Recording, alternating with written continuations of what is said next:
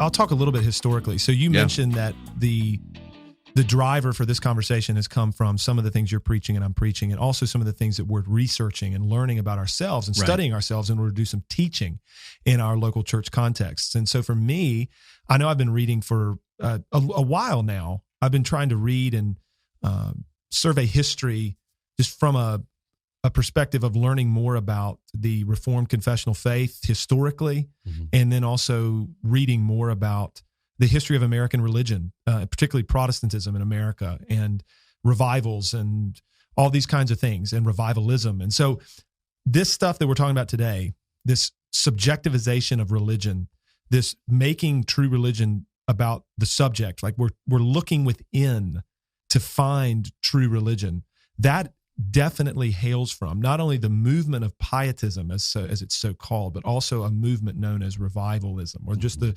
project of revivals, particularly in, as I alluded to earlier, the 18th and 19th century in America.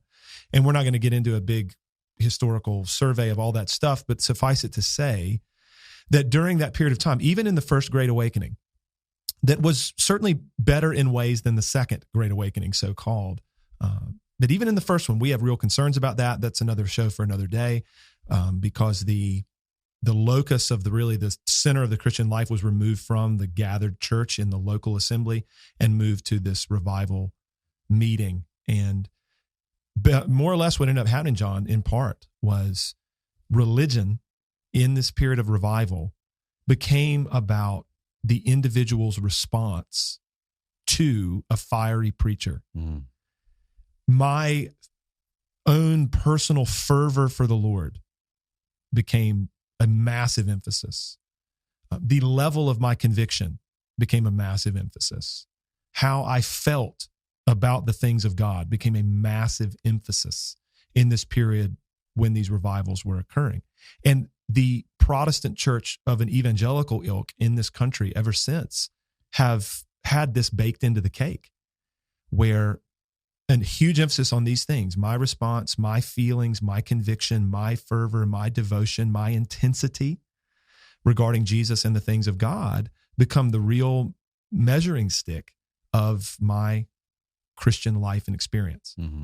And then you have other things through history. I mean, Jonathan Edwards, of course, lived during the period of the First Great Awakening, and his most famous work would be the one entitled Religious Affections, where he is going to define true religion in this subjective way as it pertains to how we feel about God and what our affections are for God. And just to be super clear before we go any further, John and I are all about personal commitment and devotion. We are all about affections for the Lord. The Reformed have always been about these things. We want people who are affectionate towards God. We want people who are committed and who are convicted of sin and who love the things of God. I mean, amen to all of that. The real question is, though, how do you go about cultivating that? And our answer to that question is different. So I don't want to get us too far ahead, John, because I know what we're going to talk about, the Reformed perspective of these things. That's right. Do you have other comments that you want to add about where this hails from, and maybe even how this shows up in the contemporary church even? I mean, we could chop that up a little bit. I think it's misinterpreting the Old Testament promises to Israel, in that we lose sight that those promises were given specifically to a nation. Like, for when we talk about restoration of land, restoration of health, protection, those type of things, we assume that God's mission in our life is our physical, mental, and material protection and blessing. So then we equate the closer I am to God, the more affection I am to him, the natural response to that will be his affection towards me.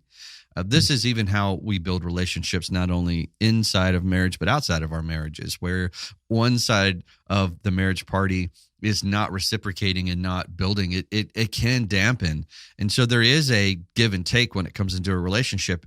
Most human relationships are based upon give and take. I mean, Justin, you and I, if after our first conversation that we met on the phone years ago, if neither of us really returned and reciprocated that relationship, it would have, fallen away. Out. Right. Yeah. But we assume that's how God is. So we treat the relationship in that way, in that we have to increase our affections, our satisfaction and joy in him by what we do, And so it's always the energy going up, instead of what we're going to get into is understanding that God's response and blessing to us is never based upon, I mean, this is even James 2 or James 1, where he says, every perfect gift, it comes to you not based upon variation and change.